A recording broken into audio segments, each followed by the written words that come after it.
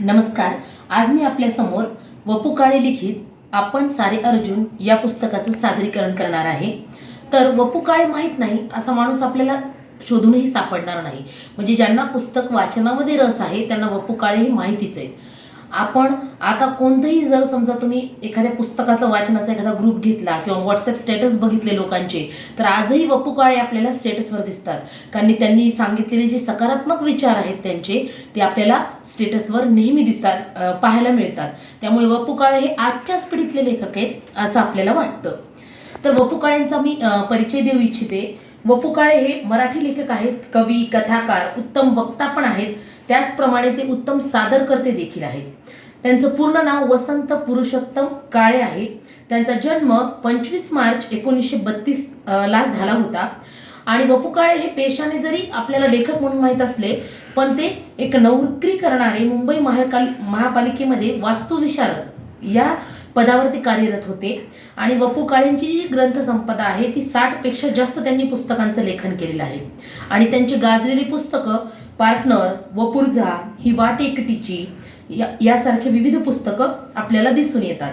त्यानंतर वपू काळे हे असे एकमेव लेखक आहेत की ज्यांनी 1600 पेक्षा जास्त स्टेज शो केलेले आहेत. आणि तेही 19व्या शतकातले. ऑडिओ कॅसेट रूपात लोकांपर्यंत पोहोचणारा पहिला लेखक म्हणजे वपूच.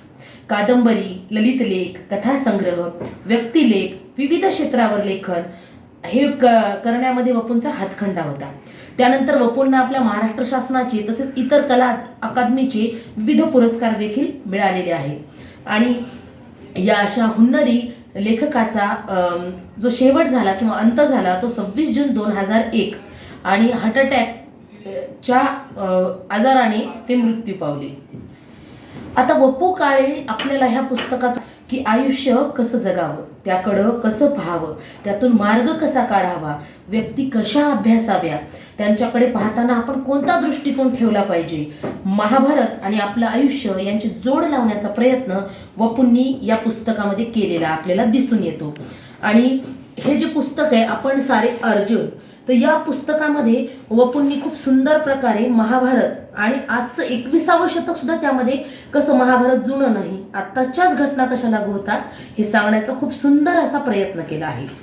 आणि वपूंच्या लेखनाचं एक वैशिष्ट्य आहे की वपूंचं जेव्हा आपण साहित्य वाचतो तेव्हा आपल्याला नक्कीच प्रचिती येते की ते जाऊन 23 वर्ष झाले तरी असं वाटतं की त्यांचं लेखन हे आत्ताच्या काळाच्या दृष्टीनं केलेलं आहे. वपू काळे यांनी या पुस्तकात जीवन म्हणजे काय आणि मानवी मनाचे विविध कंगोरे हे खूप सुंदररित्या मांडलेले आपल्याला आढळून येतात. हे पुस्तक ललित लेख या प्रकारामध्ये मोडते. या पुस्तकाचं विशेष असं आहे की तुम्ही कोणतंही प्रकरण वाचायला सुरुवात करू शकता आणि कुठूनही वाचू शकता, कारण त्याला संदर्भ नाहीये. आणि प्रत्येक वेळेस एक नक्की आहे की तुम्ही जेव्हा हे पुस्तक वाचाल, पहिल्यांदा वाचाल तुम्हाला काहीतरी गवसेल, जेव्हा तुम्ही दुसरे वेळेस हे पुस्तक वाचताल त्यानंतर आणखी काहीतरी वेगळं गवसेल. म्हणजे जितके वेळा आपण हे पुस्तक वाचू तितके वेळा आपल्याला काहीतरी नवीन यात नक्कीच सापडेल. त्यामुळे आपण प्रत्येकानं हे पुस्तक वाचलंच पाहिजे.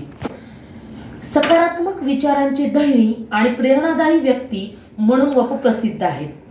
वपू म्हणतात की भगवद्गीता म्हणजे व्यासांची प्रतिभा निर्मिती आणि भगवद्गीता हा धर्मग्रंथ नसून तो मानसशास्त्रावरील पहिला जागतिक ग्रंथ आहे असं वपूंचं म्हणणं आहे. आणि ह्या ग्रंथाची निर्मिती कशी झाली ते वपूंनी खूप छान पद्धतीने या पुस्तकात सांगितलेले आहे. त्यावेळेस ते असं म्हणतात की महाभारत त्यात प्रत्येक व्यक्तीपेक्षा व्यास श्रेष्ठ होते, म्हणूनच त्यांनी महाभारताची निर्मिती केली. व्यासांनी ते म्हणतात की आमच्यासारख्या लेखकांसाठी एकही विषय ठेवला नाही, एकच व्यास उरलेले लिहिण्याचा हव्यास, त्यात मीही आलोच असं स्वतःबद्दलही ते बोलतात. पण तो हव्यासच असल्यामुळे 30 वर्षात मी 52 पुस्तकं लिहिले आणि तरीही मला माणूस समजला नाही, मला अजून अज्ञात आहे असं वपू या पुस्तकामध्ये नोंदवतात. ते म्हणतात की मी भगवद्गीता महाभारत वाचलं नाही, पण माझ्यापुरती एक व्याख्या केली आहे, प्रत्येक माणूस म्हणजेच महाभारत असं ते म्हणतात. महाभारताला शब्दांतर शब्द षडरिपू आणि माणसाला त्या व्यक्तीचा शोध घ्यावासा वाटला, ध्यास घ्यावासा वाटला की भगवद्गीता सुरू झाली असं समजावं. आणि ही भगवद्गीता ते म्हणतात माझ्या मनातच सुरू झाली. आणि त्यांनी जे हे पुस्तक लिहिलंय तर हे पुस्तक केव्हा लिहिलं, याचा जन्म कसा झाला, तर त्याची त्यांनी एक कथा सांगितलेली आहे की आपल्याला माहिती आहे की वपूंच्या ज्या धर्मपत्नी होत्या वसुंधरा, त्यांना ब्रेन ट्युमरची लागण झालेली होती आणि त्यांचे सलग ऑपरेशन्स चालू होते. आणि त्या काळात, त्या ऑपरेशनच्या काळामध्ये वपूंच्या मनाचा एवढा पाचोळा झाला होता की त्यांना वाटत होतं की आता म्हणजे विषण्ण अवस्थेत ते गेले होते. कारण माणसाला माहिती आहे आपल्याला की आपला जर जोडीदाराला काय झालं तर त्यानंतर माणसाची काय अवस्था होती, तीच वपूंची झाली होती. आणि त्यांना मग त्यावेळेस झोप पण लागायची नाही, रात्र रात्र दवाखान्यात जागरण करून. आणि मग त्यावेळेस त्यांच्या एका मित्राने त्यांना सुचवलं की बापू तुम्ही असं करा, तुम्हाला झोप लागत नाही ना, तुम्ही रजनीश ओशो जे आहेत त्यांच्या कॅसेट्स काय करा, तुम्ही त्यांना काही कॅसेट्स दिले आणि या कॅसेट्स ऐका म्हणून सांगितलं. पण ह्या कॅसेट्स लावल्या की झोप येते असं त्यांनी सांगितलं त्यांना. पण जेव्हा वपूंनी त्या कॅसेट्स ऐकल्या, त्या कॅसेट्समध्ये कृष्ण, पतंजली, कबीर, बुद्ध, महावीर, रसेल इथपर्यंतचे विचार त्यांनी ऐकले आणि त्यांना कळालं की रजनीश हा एक चमत्कारच आहे. आणि त्या कॅसेट्स ऐकल्यामुळे त्यांना तो म्हणतात की मला ओशोनी कृष्णापर्यंत नेलं आणि त्यामुळे मला जगण्याला एक आशा आली आणि त्यामुळेच मला जगण्याचं बळ मिळालं. कारण त्या ब्रेन ट्युमरच्या सर्जरीनंतर वपूंची पत्नी मृत्यू पावली आणि ते म्हणतात मला जगण्याची जी उमेद मिळाली ती ओशोंमुळे आणि ह्या कृष्णामुळे, म्हणजे भगवद्गीता हीच माझ्या जगण्याची कारण बनलं आणि त्यामुळे या पुस्तकाचा त्यातूनच उगम झाला. ते म्हणतात की आपण सर्वजण स्वतः अर्जुन आहोत आणि प्रत्येक माणूस हा आतून अर्जुनच असतं हे त्यांना त्यातून उमगलं. त्यांना अर्जुनासारखं पदोपदी सगळेजणच कोंडीत सापडल्याची जाणीव होते हे समजलं आणि यातून हे पुस्तक निर्मिती झाली. तर या पुस्तकामध्ये ते म्हणतात की व्यासांची ही निर्मिती जरी नसेल, समजा महाभारत हे घडलंच नाही अशी काही जे लोक मानतात, तर ते म्हणतात ठीक आहे, ही जरी व्यासांची निर्मिती असली तरी ती अतिउच्च पातळीतली आहे. आणि त्यांनी सांगतात की याच्यामध्ये कृष्ण म्हणजे काय ते इतकं सुंदर वपूंनी मांडलेलं आहे. ते म्हणतात की देवकी पोटी ज्याचा जन्म झाला, वाढला यशोदेजवळ आणि सेवा केली पांडवाची, तरीही आजच्या खासदाराप्रमाणे त्यानं पक्ष बदलला असं म्हणता येत नाही. लहानपणी चोऱ्या केल्या पण कोणताही इंडियन पिनल कोड त्याला लागलेला नाही आणि आपल्याला असं काहीच जमलं नाही अशी रुकरुक लागावी, अशा चोऱ्या ताक केल्यावर रवी चाटायला मिळावी, हा आमच्या भाग्याचा हायलाईट. शृंगार केला पण त्यात व्याभिचाराचं रूपांतर झालं नाही, कपट केलं, कारस्थान केलं तरी त्याचा तिरस्कार वाटला नाही. कारण काय असेल बरं, तर ते म्हणतात की ह्यात कुठलाच कृष्णाचा स्वतःचा स्वार्थ नव्हता, दांभिकता नव्हती. प्रत्येक कृतीमागं कृष्णाच्या समाजाचं हित लपलेलं होतं आणि लिप्त आणि अलिप्त ह्यातल्या सीमारेषेवर बोट ठेवता येणार नाही एवढं ते असीम रूपडं होतं आणि त्यामुळे कृष्ण हा वेगळा होता. अशा प्रकारे कृष्णाचं खूप सुंदर वर्णन यात त्यांनी केलेलं आहे. आणि वपू म्हणतात की महाभारतातल्या घटना ह्या देखील आपल्या आजूबाजूला घडतात आणि त्या आपल्या आजूबाजूला कशा घडतात याची बरेचशी उदाहरणं त्यांनी पुस्तकात देऊन आपल्याला ते पटवून देण्याचा प्रयत्न केलेला आहे. तर वपू म्हणतात की आपण आज जो बघतोय की आपण असं म्हणतो की धर्माचं क्षेत्र पृथ्वीवर आहे, पण खरंच जर धर्माचं क्षेत्र पृथ्वीवर असेल तर ते म्हणतात की युद्ध होण्याचं मग काही कारणच नाही. समाजात युद्ध झालेच नाही पाहिजे, मग देशातही नाही झाली पाहिजे आणि दोन धर्मातही झाली नाही पाहिजे. पण धर्माच्या नावाखाली ही सगळे युद्ध चालू आहेत. वपूचा काळ म्हणजे बाबरी मशिदीचा काळ, त्यामुळे त्यांनी ते दंगे बघितलेले आहेत. ते म्हणतात की अलीकडंच आपण पाहिलं मंदिर आणि मशीद हे युद्धाचे अड्डे झाले आहेत. आणि बाबरी मशिदीचं उदाहरण काय दर्शवतं, शुद्ध रामावरचं प्रेम होतं का? ह्या लोकांना रामरक्षा तरी तोंडपाठ आहे का?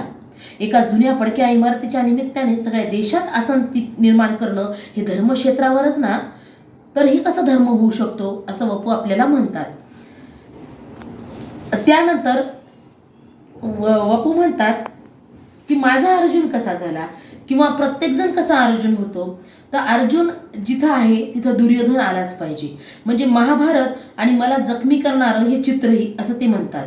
हे चित्र निव्वळ मी माझ्या भावनांनी कधी पाहूच शकलो नाही. ह्या एका चित्रात कौरवांची हडेलहप्पी, पांडवाची ससे हेलपट, भीष्म, द्रोणाचार्य, कृपाचार्य यांच्यासारख्या मुत्सद्दी विद्वानांची निष्क्रिय सहानुभूती, कुंती आणि द्रौपदीची अवहेलना, विटंबना, माणसातील संहारक वृत्ती, एका संप्रदायातील मातीमोल होणारी उभी हयात, मातीवर होणारी रक्तांची शिंपण, एकेका वीराच्या मरणानंतर माग घुबत राहणारा परिवाराचा आक्रोश, उजाड घर, पांढरं कपाळ असे अनंत देखावे मला त्या चित्रात दिसतात असं वपू म्हणतात. आणि नकळत नजर मग तिथे माझी अर्जुनाकडून कृष्णाकडे जाते आणि तिथे बुद्धी थकते. असं सुंदर वर्णन त्यांनी याच्यात केलेलं आहे. मग ते म्हणतात की प्रत्यक्ष परमात्मा सगळ्या सोयराप्रमाणे जर हात ठेवून खांद्यावर सोबतीला असताना हे असं व्हायला हवं होतं का?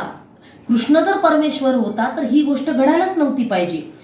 कारण आपण बघितलं की मग ते म्हणतात की आताच्या शतकात तरी काय बदल झाला? 20व्या शतकात देखील अराजकता होतच की. नागासाकी, हिरोशिमात सुद्धा लाखो निरपराध लोकांचे बळी गेले. प्रतिकारासाठी त्यांना संधी तरी मिळाली का? युद्ध करण्यासाठी त्यांना कोणतंही कार्यक्षेत्र निवडलं नव्हतं. त्यांना काहीही युद्धाची कल्पना नव्हती. युद्ध कौशल्य कुणाचंही पणाला लागलं नाही. शाळेत जाणारे 3-4 वर्षापासूनचे लेकरं, घरोघरी वास्तव करणारे वृद्ध या सगळ्यांवर एका क्षणात अनुभव पडला आणि लाखो जीव गेले. मग हे काय वेगळं आहे? आणि त्याबद्दल हळहळ व्यक्त करताना वपू आपल्याला दिसतात. ते म्हणतात की 3 शब्दांनी माझा अर्जुन झाला. ते म्हणतात मला वाटतं की प्रत्येक माणूस दुसऱ्या माणसाला स्वतःसारखे करण्याचा जो खटाटोपता असतो तर संघर्षाचं हेच कारण आहे. जसं पत्नीची पतीबाबत त्याच दिशेने वाटचाल, नवऱ्याचीही तीच अपेक्षा, आई वडिलांचीही मुलांच्या बाबत तीच अपेक्षा, पण आई वडिलांचा मुलाबाबत संघटितपणे सुद्धा तोच प्रयत्न चालू असतो. आणि अशा प्रकारे माणूस फक्त स्वार्थ आणि बेपर्वाईखोर असतो आणि त्यामुळेच प्रत्येक व्यक्ती ही वेगळी आहे, चैतन्याचं स्वरूप आहे हे तो मान्य करायला तयारच नसतो. त्यानंतर ते म्हणतात की महाभारतात वेगळं काय होतं? महाभारतात ते म्हणतात की आणि आपल्या स्वतःच्या आयुष्यात महाभारता पल्याड काय वेगळं होतं? द्रौपदीचा दूळ खेळताना वापर केला, द्यूतामध्ये ती वापरल्या गेली, तो संपत्ती म्हणूनच ना. तीही स्वतःला धर्म म्हणवणाऱ्या धर्मवीर जो होता आणि स्वतःला जो धर्म मानत होता, सत्याचा रक्षक, धर्माचा रक्षक मानत होता, त्या तिच्या नवऱ्याकडूनच तिला द्यूतामध्ये त्याने हारली. आणि आज काय होतं? आज आपण फक्त द्यूत न म्हणता त्याला रमी म्हणतो. रविवार शनिवार जोडून आल्यानंतर शुक्रवार रात्रीपासून रविवार संध्याकाळपर्यंत रमी खेळणारे सुद्धा काही महाभारत कमी नाहीत. आणि इथं पण प्रत्येक वेळेस वेगळ्या गोष्टी पणाला लावल्या जातात. या पछाडलेल्या रिकामटेकड्या माणसांना संसार काय हवं असतं? कधी पत्नीचं मन जाणून घेण्याचा त्यांनी प्रयत्न केला का? किंवा घर आवरण्यात तिला कधी मदत केली का? स्वतःच्या मुलाशी मैत्रीशी नातं जोडलं का? आणि हे काहीच होत नाही. आणि अशा प्रकारे मग त्यांच्यात आणि मागच्या घडलेल्या महाभारतातल्या प्रसंगात काहीच फरक उरत नाही.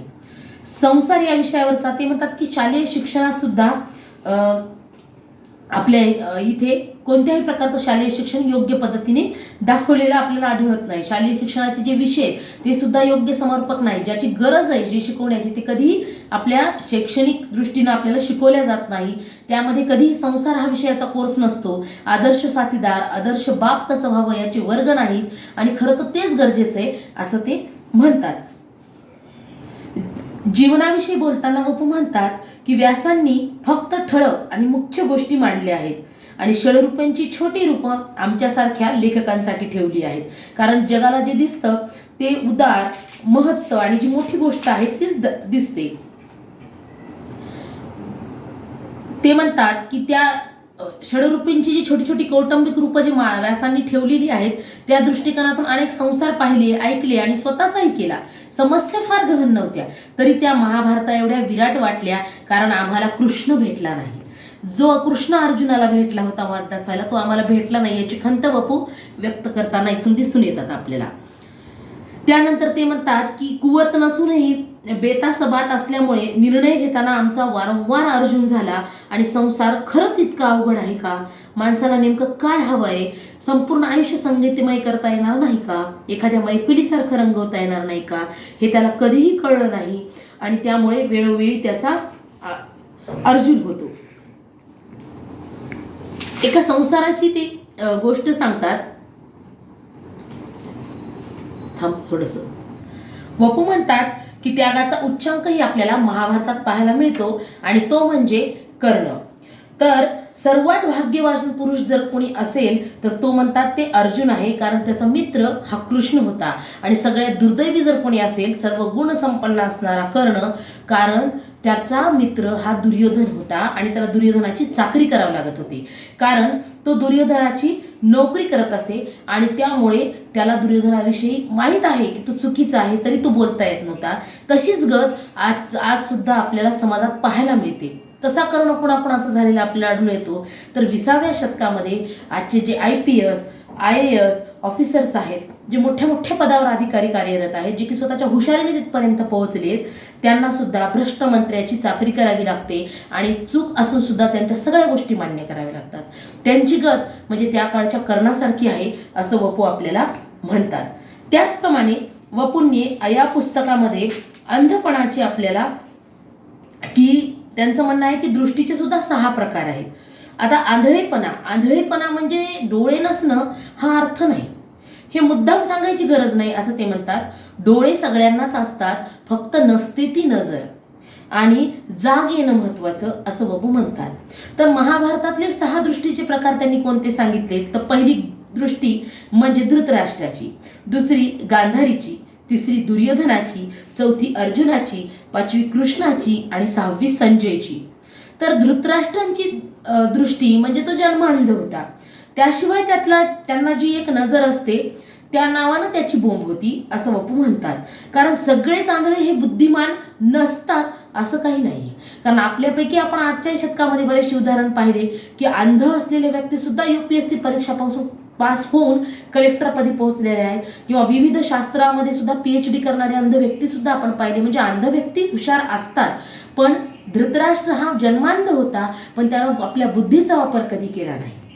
त्याच्यानंतर दुसरी व्यक्ती ती म्हणजे, आणि ते म्हणतात की संसारात जेव्हा जेव्हा पश्चाताप करण्याची आपल्यावर पाळी येते तेव्हा आपण समजायचं की आपला धृतराष्ट्र झाला. आणि दुसरी दृष्टी असते गांधारीची. ती कशी, तर जिथं पुढाकार घेऊन ठणठणीत स्वतःचं मत मांडण्याची वेळ येते, अशी वेळ आलेली असताना देखील जाणीवेनंच दुर्लक्ष करतो, त्यावेळी मात्र आपल्यामध्ये गांधारीचा संचार झालेला असतो असं वपू म्हणतात. कारण गांधारीनं स्वतःच्या हातानं डोळ्यानं पट्टी बांधून घेतलेली आहे. तिला माहीत होतं की तिची 100 मुलं ही चुकीच्या दिशेने जात आहेत, पण तरीही त्यांना विरोध करू शकली नाही, त्यामुळे ती दृष्टी गांधारीची झाली. आणि निर्णय न घेता येणं, जाता येता होणारी जी घुसमट आहे ती म्हणजे अर्जुनासारखी अवस्था आणि त्याच्यासारखी दृष्टी. कारण इतरांच्या दुःखाकडे जेव्हा आपण तटस्थपणे पाहत राहतो तेव्हा आपल्याला कृष्णांचा साक्षीभावाला आपल्या जवळचा वाटतो, ते आपल्या सोयीसाठी. पण त्या प्रसंगी क्वचित प्रसंगी इतरांच्या दुःखाची आपण खिल्लीही उडवतो, त्यामुळे आपण कृष्णाच्या दृष्टीपाशी पोहोचणं शक्य नाही. संजयची दिव्य दृष्टीशी आपला संबंधच नाही असं वपू म्हणतात. कारण हाताच्या अंतरावरची गोष्ट आपल्याला दिसत नाही, तर आपल्याला दिव्य दृष्टीतून दुसरीकडे कुठलं काय जाणून घ्यायचंय असं ते म्हणतात. आणि काय फायदा, ते म्हणतात की अर्जुनाने गीता संजय आणि धृतराष्ट्र, अर्जुनानं जशी गीता ऐकली होती तशी संजय आणि धृतराष्ट्र या दोघांनी ऐकली, पण त्यांच्यात काय फरक पडला आणि आपल्यात तरी काय फरक पडणार आहे असं वपूंचं म्हणणं आहे. आणि दिव्य दृष्टीवर बोलताना ते असं म्हणतात की दिव्य दृष्टी ही काही खास देणगी नाही किंवा दैवी आहे असं म्हणण्याचं काही कारण नाही. कारण त्यांचं म्हणणं आहे की असा अभ्यास झालेला आहे बाहेर देशामध्ये की विशिष्ट अभ्यास केला तर ती शक्ती सुद्धा मिळवता येते, किंवा अपघाताने पण सुद्धा कधी कधी हे चमत्कार घडतात. त्यांनी एक उदाहरण दिलं यामध्ये की टेड सिरिया नावाचा एक गृहस्थ जो की न्यूयॉर्कमध्ये राहतो, तो कोणत्या गावात हजारो किलोमीटरमध्ये काय चालू आहे हे सांगू शकायचा. आणि हे ओशोंनी त्याचा उल्लेख केला आहे, त्यांनी काही फोटो सुद्धा त्याचे घेतलेले आहेत. आणि त्याचप्रमाणे आणखी एक घटना घडलेली होती की स्कॅन्डेबिलियन नावाचा एक माणूस होता जो की उंचावरून पडला आणि ते पडल्यानंतर त्या डोक्याला मार लागला आणि त्याला हॉस्पिटलमध्ये दाखल करण्यात आलं. पण तो जेव्हा हॉस्पिटलमध्ये दाखल केलं त्याच्या बाजूलाच एक रेडिओचं म्हणजे दूरध्वनी केंद्र जे असतं आपलं, रेडिओ जिथून प्रसारित होतं आकाशवाणीचं केंद्र होतं, आणि त्याला ते प्रोग्राम ऐकायला यायचे आकाशवाणीची. तो सांगायचा की डॉक्टर मला आता हे बोलतोय, हा कार्यक्रम चालू आहे.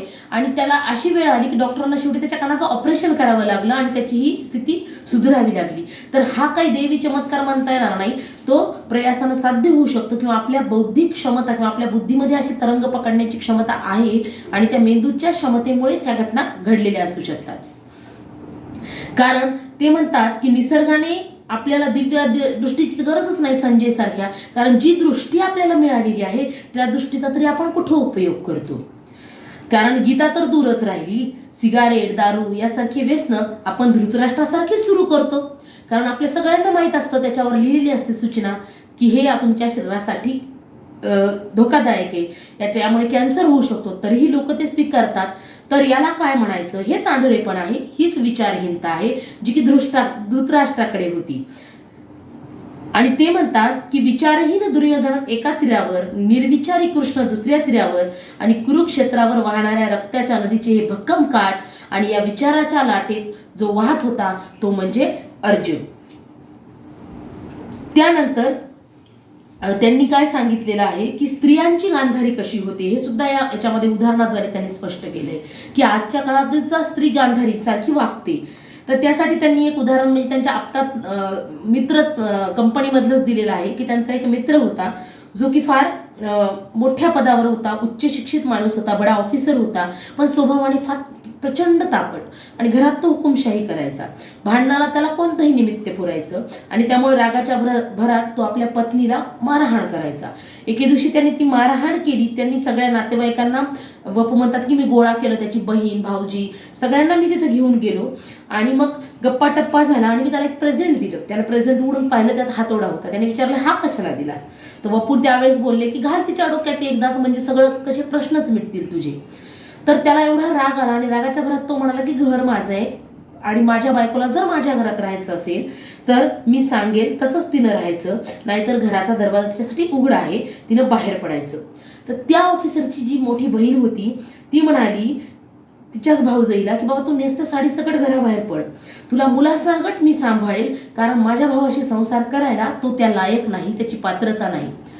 पप्पू म्हणतात एवढं सगळं घडलं, आम्ही सगळे बाहेर पडलो, पण क्रोधाग्नीने आंधळ्या झालेल्या त्या धृतराष्ट्राच्या गांधारीनं डोळ्यावरची पट्टी काही सोडली नाही.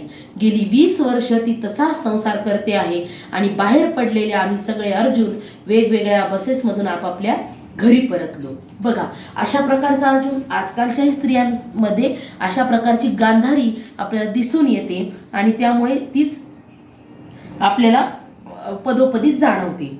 त्यानंतर धृतराष्ट्रानं जे दुसरं कॅरेक्टर आहे महाभारतातलं अश्वत्थामा, तर अश्वत्थामा आपला कसा होतो याचंही एक सुंदर उदाहरण यामध्ये दिलेलं आहे की अश्वत्थामा असणारे सुद्धा, अश्वत्थामासारखी जखम बाळगणारे सुद्धा लोक या जगात कसे आहेत त्याचं उदाहरण एक त्यांनी दिलं की ते म्हटले की माझ्यासोबत एक माझा मित्र होता, आणि त्या मित्राचं लग्न ठरलं, आणि त्या मित्राचं लग्न ठरल्यानंतर त्या मुलीच्या वडिलांना एक निनावी पत्र आलं, आणि त्यात लिहिलं होतं की तुमचा जावई हा पुरुष नाही, त्यामुळे तुम्ही काय करा, त्याला कमतरता आहे त्याच्यामध्ये, आणि ते लग्न मोडा. हे झाल्यानंतर मुलीचे वडील आता डायरेक्ट त्याला कसं विचारणार, म्हणून ते माझ्याकडे आले, आणि माझ्याकडे आल्यानंतर त्यांनी मला म्हटले बाबा तुम्ही जावयांना आमच्या बोलवून घ्या, होणाऱ्या जावयांना, आणि त्यांना आपण मेडिकल चेकअप करायला, कारण माझ्या मुलीच्या आयुष्याचा प्रश्न आहे. आणि मलाही त्यांचं म्हणणं पटलं असं वपू म्हणतात. आणि मग त्यांनी त्याला बोलवून, त्या बोलवल्यानंतर त्यालाही आश्चर्य वाटलं की असं कुणी केलं असेल गडे. बोलवल्यानंतर त्याचे मेडिकल रिपोर्ट्स पण करण्यात आले, आणि सगळं नॉर्मल झालं. त्यावेळेस तो काहीही म्हणाला नाही, सगळं शांतपणे पार पडलं. लग्न झालं. लग्नानंतर ते म्हणाले, लग्नानंतर त्यांना काही दिवसानंतर त्या मुलीला दिवस गेले, तिला मुलगी झाली, आणि जेव्हा ती दवाखान्यात होती त्याने मला फोन करून सांगितलं की तू आज हाफ डे घेऊन दवाखान्यात ये, आणि आपण काय करू, दवाखान्यात ये. त्यानंतर वपू दवाखान्यात त्याला भेटायला गेले. त्यांना वाटलं की याला खूप आनंद झाला, बाबा आपण पिता झालो याचा. पण त्यावेळेस वपूंना तो म्हणाला की नाही, म्हणाला आता ही इथलं मी बिल भरलेलं आहे या दवाखान्याचं, आता ही मुलगी आणि तिची आई दोघांनाही आपण तिच्या माहेरी सोडून येऊ. वपूंना धक्काच बसला की हा असा कशामुळे म्हणाला. तर वपूंना त्यावेळेस कळालं, तो त्यांना म्हणाला की नाही, त्यांनी जो माझ्यावर आक्षेप घेतला होता त्याचं हे उत्तर आहे. आता मला मुलगी झाली, मी यातून बाहेर पडलो, आणि आता मला हिच्यासोबत संसार करायचा नाही. त्यानंतर वपूंनी त्याला समजावून सांगितलं, आणि त्यांनी सांगितलं की तू ज्या माणसाला शिक्षा करतोयस ते योग्य आहे का, तुझा अपराधी ही व्यक्ती नाहीच आहे. आणि त्याला जेव्हा ते समजलं तेव्हा त्याने त्याच्यासोबत संसार केला, पण तो संसार इतक्या अवघड पद्धतीने केला की त्या स्त्रीला आयुष्यभर त्या मुलीला ते झेलावं लागलं, कारण या अश्वत्थाम्याची ती भळभळती जखम आयुष्यात कधीच भरून निघाली नाही आणि त्याचा त्रास मात्र त्या गरीब मुलीला झाला. तर अशाच प्रकारचे अश्वत्थामा आपल्यामध्ये सुद्धा असतात, जे की झालेला अपमान असो किंवा झालेली त्यांना जखम असो कधीच भरून त्यांची निघत नाही. ते पदोपदी आपल्याला त्याची आठवण करून देतात आणि आपल्याला त्या गोष्टीचा त्रास होतो. तर वपू म्हणतात की जेव्हा आपल्याला माहित आहे की महाभारतामध्ये जेव्हा अर्जुनाने सगळी युद्धाची तयारी झाली आणि युद्धाची तयारी झाल्यानंतर ऐन वेळी जेव्हा अर्जुन म्हणाला श्रीकृष्णाला की मला मधोमध ने सैन्याच्या, आणि जेव्हा त्यांनी सैन्यामध्ये पाहिलं की आपल्या विरोधी पक्षामध्ये आपलेच गुरु, आपलेच तात, आपलेच जे कृपाचार्य, द्रोणाचार्य हे सगळेजण उभे आहेत, भीष्म आहेत उभे, आणि ह्यांना मी कसं मारू शकतो, माझे चुलत बंधू आहेत आणि यांना मी मारू शकत नाही, आणि का म्हणून मी युद्ध करायचं, का म्हणून त्यांचं रक्त व्हायचं, आणि असं म्हणून जेव्हा अर्जुनाने हातातला धनुष्यबाण खाली टाकला तर त्याचं कारण काय असावं. अर्जुनाने काही पहिल्यांदा युद्ध केलं नव्हतं असं काही नव्हतं. तो एक वीर योद्धा होता, त्याने अनेक युद्ध केले होते, अनेक रक्तपात पाहिले होते. पण जेव्हा त्याच्या समोर त्याचेच नातेवाईक पुढे उभे राहिले, त्याचेच गुरु त्याच्या पुढे समोर उभे राहिले, तेव्हा मात्र अर्जुनाने तो धनुष्य खाली टाकला आणि युद्धाला नकार दिला. याचं कारण वपू म्हणतात एकच होतं, ते म्हणजे अर्जुनाचं ममत्व. तर हे ममत्व आज आपल्यातही दिसून येतं. ते कसं, त्यासाठी वपूंनी 2 उदाहरणं दिलेली आहेत यामध्ये. वपू म्हणतात की आमच्या सोसायटीमध्ये एक दिवस एक सायकल चोरी करणारा मुलगा आम्हाला सापडला. लोकांनी त्याला पकडलं. 10 वर्षाचा मुलगा होता तो, आणि तो पकडल्यानंतर लोक त्याला पोलिसाच्या हवाली केलं, आणि त्यावेळेस लोक त्याला मारहाण करत होते. मीही एक सापट त्याला मारली, आणि तू असं का केलंस असं त्याला विचारलं, आणि त्या मुलाला शेवटी पोलिसांच्या हवाली केलं. तिथून तो रिमांड होममध्ये गेला असेल.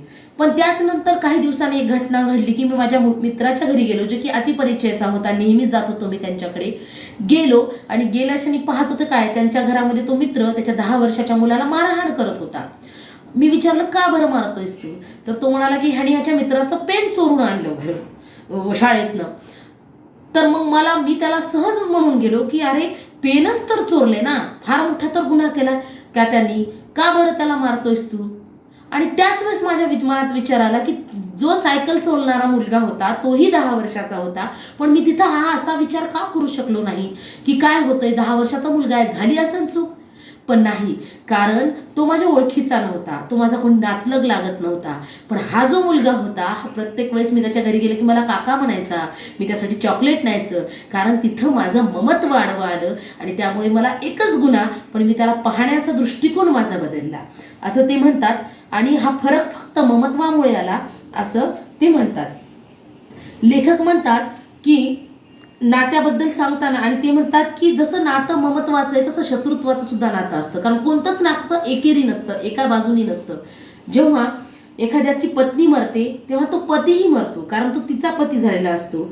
मूल जन्मतं तेव्हा मूल होतं म्हणजे कुणीतरी आई होतं, कुणीतरी बाबा होतं, कुणीतरी काका होतं, कुणीतरी काकू होतं. म्हणजे एका व्यक्तीसोबत अनेक नाते जन्माला येतात, आणि जन्म घेता क्षणी विविध नाते सुद्धा जन्म घेतात. तसं शत्रुत्वाचं सुद्धा एक नातं असतं, आणि त्यातही ममत्व असतं असं लेखक आपल्याला याच्यामध्ये सांगतात. आणि त्यामुळे ममत्वामुळे अर्जुनाने आपल्या हातातला धनुष्य खाली टाकला. आणि त्यांना आणखी एक गोष्ट असते की आपल्याला काही गोष्टी मिळवायच्या असतात, तर त्या का मिळवतो आपण, त्या कुणाला तरी दाखवायच्या असतात. अर्जुनाच्या विचारात तेव्हा डोक्यात आला की बाबा मी ठीक आहे युद्ध करेन, आणि युद्ध केल्यानंतर जेव्हा मी सिंहासन पण मिळवेल, पण हे बघण्यासाठी कौरवच नसतील तर काय अर्थ आहे माझ्या युद्ध जिंकण्यासाठी. आणि ही त्याची व्यथा होती असं दिसून आलं. अर्जुन स्वतःच्या मनात लपलेल्या हिंसेपासून पळत होता, पण कृष्णानं त्याला वारंवार धक्के तेवढ्यासाठी दिले. कृष्णानं गीता जास्त सांगितली नाही, अर्जुनानं ती वधवून घेतली असं वपू म्हणतात. लेखक म्हणतात अर्जुनाच्या मनातील हिंसा म्हणजे नेमकं काय होतं, तर हिंसेचं किती सूक्ष्म असतं याची कल्पनाही आपल्याला करता आली नाही.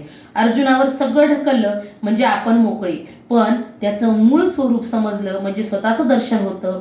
कोणतीही गोष्ट माझी म्हटली की तिथं हिंसा सुरू होते असं लेखक म्हणतात. त्यासाठी ते म्हणतात की एखाद्या लहान मुलाच्या घरी एखादा पाहुणा आला आणि त्याला त्याचं खेळणं खेळायला घेतलं, भलेही ते खेळणं 3 महिन्यापासून कुठं पडलेलं असं वाडगळीत, पण त्या दुसऱ्या लेकरांनी घेतलं की त्याला काय वाटतं, तो जीवही हात उजारतो. म्हणजे तिथंही मालकी हक्काची भावना आली आणि हीच हिंसा, जिथं मालकी तिथं हिंसा.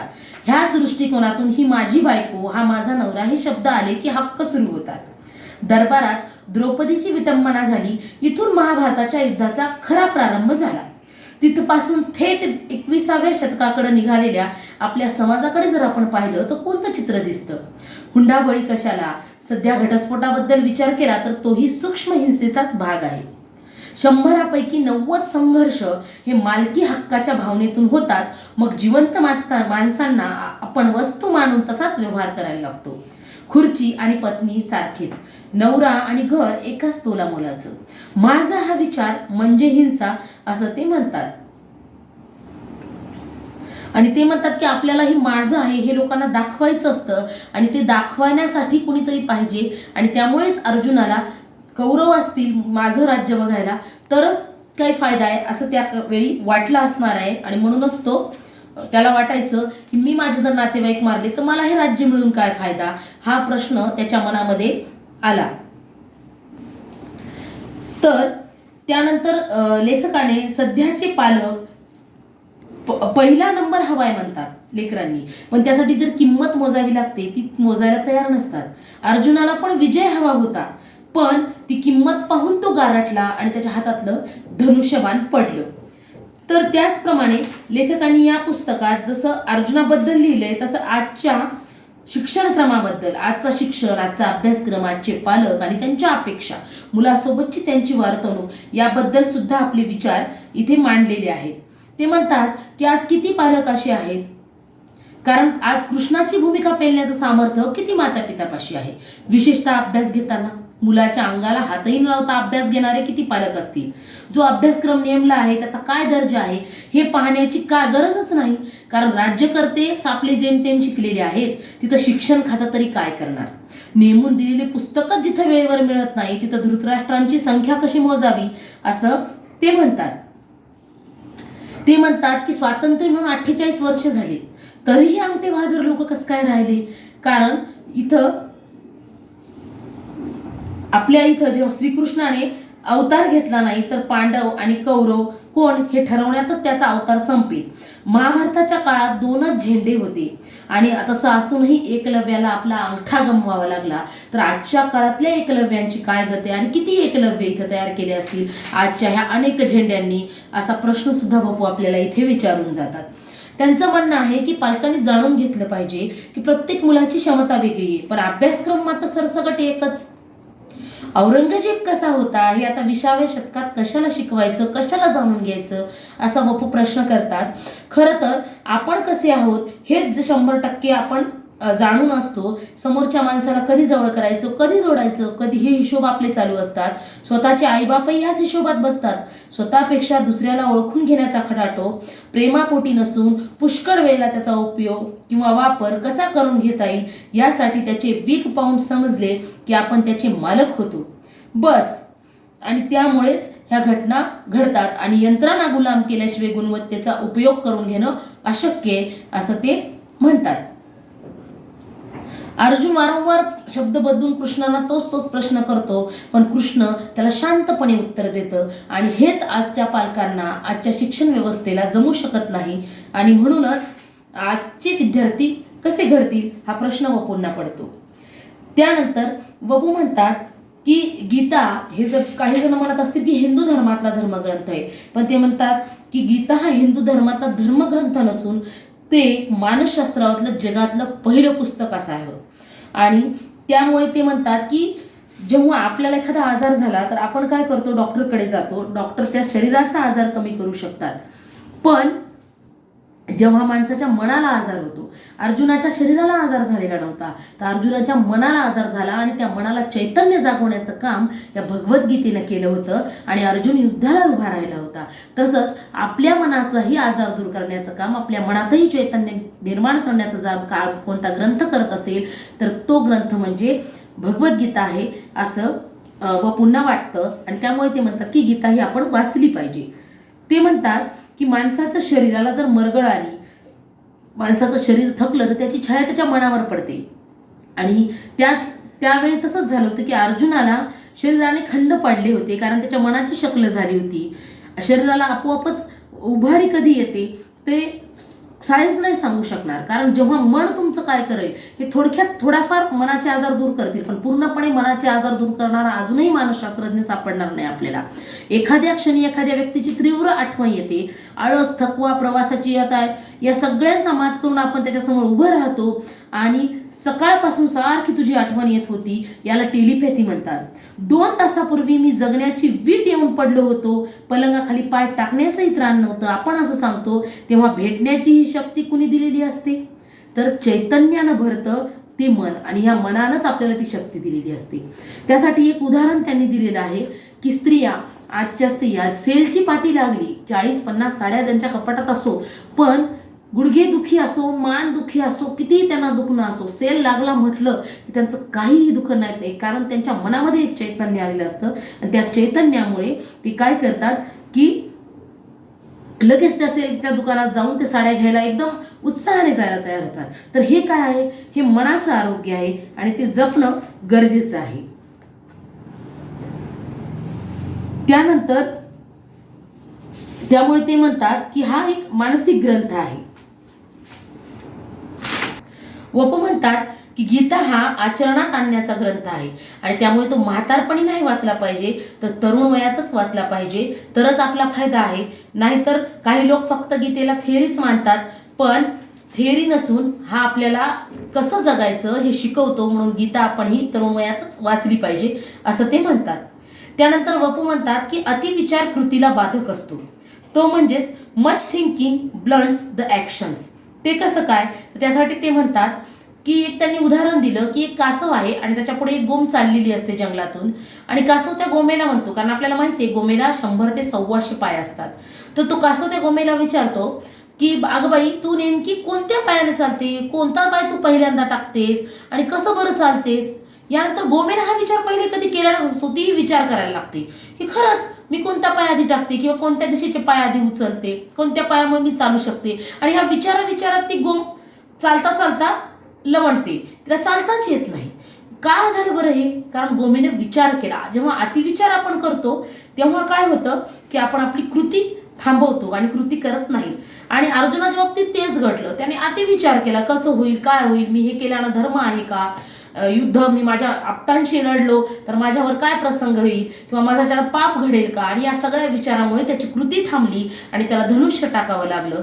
म्हणून आपणही आयुष्यामध्ये विचार केला पाहिजे, पण अतिविचार नाही केला पाहिजे असं ते म्हणतात. कारण याच गोमेसारखी गत कुणाची झाली होती महाभारतामध्ये? तर द्रौपदी वस्त्र हरण्याच्या वेळेस द्रोणाचार्य, कृपाचार्य, भीष्म हे सुद्धा द्युतसभेमध्ये होते, पण त्यांची अवस्था तीच झाली. त्यांनी फक्त विचारात करत राहिले की धर्म काय, आमचं कर्तव्य काय, आम्ही कोणाप्रती जागरूक राहायला पाहिजे. त्यांनी पटकन जर विचार केला असता तर द्रौपदीचं वस्त्रहरण होण्याची गोष्टच घडली नसती आणि महाभारतच झालं नसतं. पण ते विचारातच करत राहिले आणि त्या विचारामुळे त्यांच्या हातून कोणतीही कृती घडली नाही आणि त्यामुळे हे महाभारत आपल्या जगाला पाहावं लागलं असं ते म्हणतात. त्याचप्रमाणे ते म्हणतात की मानवाच्या ज्या इच्छा आहेत त्या इच्छाला सुद्धा, काही महत्वाकांक्षेला सुद्धा मर्यादा असतात. मानवी मनाला सुद्धा तसेच बरेचसे कंगोळे असतात. तर यामध्ये उदाहरण देताना ते म्हणतात की एका महाराणी रस्त्यानं चाललेली असते आणि झाडूवाली तिला पाहत असते.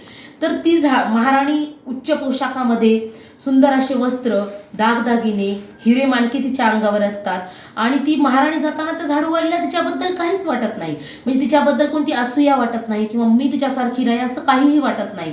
आपण जेव्हा त्या झाडूवालीची दुसरी झाडूवाली सोबती नसते आणि तिने 5 बांगड्या जास्त घालू दे की, त्यानंतर तिला काय वाटतं की नाही, हिने का घेतला, आणि ती विचार करत राहते आणि त्याच विचारात राहते आणि तिची ती असूया असते तिला तिच्याबद्दल, तिची महत्वाकांक्षा वेगळी, कारण तिची मर्यादेपर्यंत ती महत्वाकांक्षा ठेवते. तर माणूसही तसंच करतो.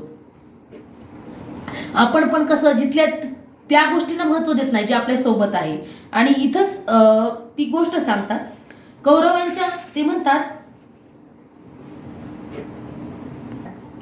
त्यानंतर वपू म्हणतात की अतिपरिचयातून सुद्धा अवज्ञा घडते. त्याचं उदाहरण देताना ते म्हणतात की येशू ख्रिस्ताच्या गावातल्या लोकांना येशूंचं महत्व नव्हतं, कारण लाकड तोडताना त्यांनी नेहमीच पाहिलं होतं त्यांना.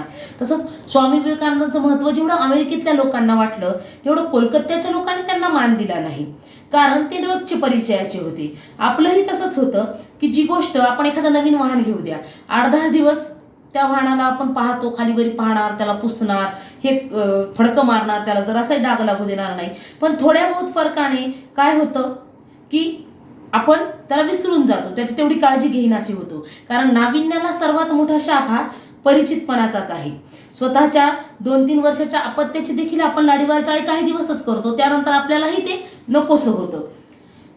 तसंच ते म्हणतात की जोपर्यंत माणूस स्वतःच्या आजूबाजूच्या आनंदात रमतो तोपर्यंत तो परमात्म्यापासून लांब राहतो आणि सुखाच्या शिडीचा एक एक पायरीचा अल्पकाळ तर तो मुक्काम करतो. अल्पकाळ म्हणजे किती असतो काळ की उबग येणारा क्षण. जेव्हा त्याला उबग येते तेव्हा तो गोष्ट सोडून देतो आणि त्यामुळे तो त्या शिडीपर्यंत पोहोचू शकत नाही. तर अशाच प्रकारे अजून एक त्यांनी गोष्ट सांगितलेली आहे की कृष्ण वृत्ती आणि मनुष्य यात काय फरक आहे हे खूप सुंदररित्या त्यांनी यामधील 25व्या प्रकरणामध्ये मांडलेलं आपल्याला दिसून येतं. ते म्हणतात की कृष्ण कसा वेगळा होता. तर आपल्याला जेव्हा आपले मित्र तेव्हा एक अडचणी सांगतात किंवा आपल्याकडे येतात तेव्हा आपण काय म्हणतो, ठीक आहे बाबा कर ना ॲडजस्ट, काय झालं तर. कारण आपण त्याच्या दुःखापर्यंत पोहोचू शकत नाही, त्याला त्याचा मार्ग सुचवू शकत नाही. कारण आपल्याला ती आपल्यामध्ये एकतर आपण पळवाट झाली किंवा आपली ती कुवत नसते आणि त्यामुळे आपण ते सोडून देतो. पण कृष्णाला जेव्हा अर्जुनाने बाण सोडला तेव्हा असा कृष्ण त्याला म्हटला नाही की बाबा बघ तुला काय करायचंय किंवा तू तुझं युद्ध कर, तू काहीतरी ठरव, कारण तिथं रथ नेण्याचं माझं काम आहे, तू जर युद्ध करत असशील तर मी रथ चालवतो, असं ते म्हटले नाही. कारण कृष्ण होणं म्हणजे काय तर समस्या ज्या पातळीवर आहे त्या पातळीपर्यंत जाण्याची क्षमता म्हणजे कृष्ण होणं. आपण त्या अर्थाने कृष्ण होऊ शकू पण माणसं शब्द पाळतील याची शाश्वती नाही. कृष्णाचं कृष्णत्व नेमकं कशात होतं तर समस्येच्या पातळीत पोहोचण्यात आहे. त्याच्या बाबतीत कृष्ण म्हणजे यमुना आहे. यमुनेकाठी बाळगोपाळात रमता रमता त्यानं पाण्याचा गुणधर्म उचललेला होता आणि समस्येच्या स्वरूपानुसार तो आकार धारण करणं आणि समस्येशी एकरूप होणं म्हणजे कृष्ण होणं. ते सामर्थ्य आजही जो कमावेल तो स्वतःच गीतेचा भाष्यकार होईल असं वपू म्हणतात. त्यासाठी तुम्हाला कृष्ण होणं जमलं पाहिजे असं ते म्हणतात. त्याचप्रमाणे वपूंनी आजची सध्याची कोर्ट स्थिती याबद्दल सुद्धा न्यायव्यवस्थेवर सुद्धा याच्यामध्ये बरेचसे लेख लिहिलेले किंवा माहिती लिहिलेली आपल्या याच्यात आढळते. त्यामुळे ते म्हणतात की आजची न्यायव्यवस्था ही न्याय खरंच देते का. कारण ह्याच्यामध्ये त्यांचं म्हणणं आहे की आज व्यक्ती मरून जातो पण त्याला न्याय मिळत नाही. 70-70 वर्ष एखादी केस चालत राहते. यात ते म्हणतात की एका म्हाताऱ्या आजी कोर्टामध्ये आलेली होती, तिचा 17व्या वर्षी तिच्यावर बलात्कार झाला होता आणि त्यातले अर्धे गुन्हेगार मेले होते आणि तिच्या 17व्या वर्षी त्या कोर्टचा निकाल लागला. त्यातही अर्धे गुन्हेगार मरून गेले होते, अर्धे निर्दोष सुटले होते आणि त्यावेळेस तिचा निकाल लागला. तर काय त्याचा अर्थ. तर अशी आपली आजची व्यवस्था आहे. आणि ते म्हणतात की एक त्यांच्या डोक्यात कल्पना आली की रामायण महाभारतात जर न्यायालय असतं तर वनवासाला जाण्यापूर्वी भरतानं स्टे ऑर्डर आणली असती आणि रामाचा वनवास टळला असता. किंवा धर्मानं दूध खेळायला प्रारंभ करता क्षणी द्रौपदी कृष्णाकडे धावली असती, कृष्णानं स्टे ऑर्डर आणली असती, असं घडलं असतं.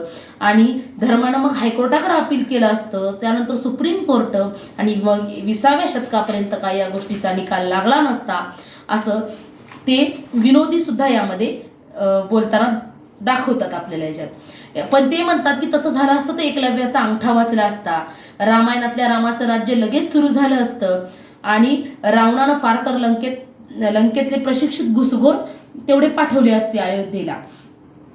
तर ते त्यानंतर म्हणतात की हे घडलं नाही म्हणूनच रामायण महाभारत हे वेगळं होतं. तर गीता अमर आहे, अमर या शब्दाला ताकद आहे असं ते म्हणतात. नाहीतर आजकाल अमर म्हणजे गल्लीबोळ्यातल्या गुंडांनाही आपण अमर रहे म्हणतो आणि त्या घोषणा देतो आणि त्यामुळे अमर शब्दाची सुद्धा आपण व्याख्या बदललेली आहे असं लेखक इथं म्हणतात. त्यानंतर ते म्हणतात की अर्जुनाला म्हणजे लेखक म्हणतात मला नेहमी एक प्रश्न पडतो, माझ्याप्रमाणे अनेकांनाही हा प्रश्न पडला असेल की युद्धाची तयारी खूप दिवसापासून चालू होती, एवढं 18 औक्षणहीन सैन्य जमा झालं होतं, युद्ध क्षेत्र नेमलं होतं, शिबिरं लागली होती, युद्धाचा दिवस उजडला, शंखनाद झाले आणि त्यावेळेस अर्जुनाला का कळालं मी का मारावं. का आधी का कळालं नसेल. आधी त्याला माहित होतं ना की एवढे लोक मरणार आहेत, माझ्या पुढे कोण उभं राहणार आहे विरोधी पक्षाचं, तरी तो म्हटला नाही. ऐन वेळेवर तो का म्हटला असेल. तर याचं उत्तर देताना वपू म्हणतात की त्यावेळेस सुद्धा काय झालं असेल तर त्यावेळेस पण सुद्धा अर्जुनाचं, जेव्हा आपण एखाद्या गोष्टीचा विचार करतो, ती गोष्ट विचार करणं वेगळं असतं आणि ती गोष्ट नजरेसमोर आणणं वेगळं असतं. याचं उदाहरण देताना ते म्हणतात की आपल्या घरात जर एखादा म्हातारा माणूस आहे जो की जर्जर आजारी पडलेला आहे, त्याला खूप त्रास आहे त्या आजारपणामध्ये, तेव्हा आपण एखाद्या वेळेस म्हणतो की नाही बाबा हा या त्रासातून सुटलेला बरा. पण जेव्हा तो मरतो किंवा आपल्यातून निघून जातो तेव्हा आपली अवस्था काय होती? आपण त्याच्या जागेकडे पाहतो, आपण त्याच्या आठवणीत रमतो आणि त्यावेळेस आपल्या मनात अनेक विचार येतात, कारण आपण ते सहन करू शकत नाही. म्हणजे विचार करणं आणि ती गोष्ट जगणं यात फरक आहे. अर्जुनाने आधी विचार केला असेल, पण जेव्हा त्याच्या समोर ही परिस्थिती टाकली त्यानंतर त्याचे निर्णय बदलले. तर यासारखीच अवस्था जशी अर्जुनाची झाली तशीच अवस्था आपल्याला माहिती आहे, पहिल्या महायुद्धामध्ये विमानाच्या साह्याने हिरोशिमा नागासाकीवर अणुबॉम्ब टाकण्यात आले. तर त्याचा जो पायलट होता त्या विमानाचा, त्याला फक्त एवढं माहित होतं की आपल्याला हिरोशिमा नागासाकीपाशी जायचंय आणि हे बटन दाबायचंय, बटन दाबल्यानंतर हा बॉम्ब पडणार. पण हा बॉम्ब पडल्यानंतर काय घडेल याची त्याला इतकंचितही कल्पना नव्हती. आणि त्यावेळेस त्या वैमानिकानं जेव्हा ही गोष्ट घडली आणि तो जेव्हा परत आल्यानंतर त्याला कळालं की आपण जो बॉम्ब टाकला त्या बॉम्बमुळे छोटे मुलं, म्हातारे माणसं, लाखो लोक मेले, त्यांची काय अवस्था झाली ही जेव्हा त्यानं पाहिली, त्या पाहिल्यानंतर त्याचं मन स्वतःला इतकं खाल्लं की तो अक्षरशः रात्रंदिवस त्याला प्रेत दिसायला लागली त्याच्या डोळ्यासमोर. आणि त्याने स्वतःची नाडी सुद्धा कापून घेण्याचा प्रयत्न केला, डोक्यावर हाताडे मारून घेऊ लागला. वेड्याच्या हॉस्पिटलमध्ये त्याचा शेवट झाला.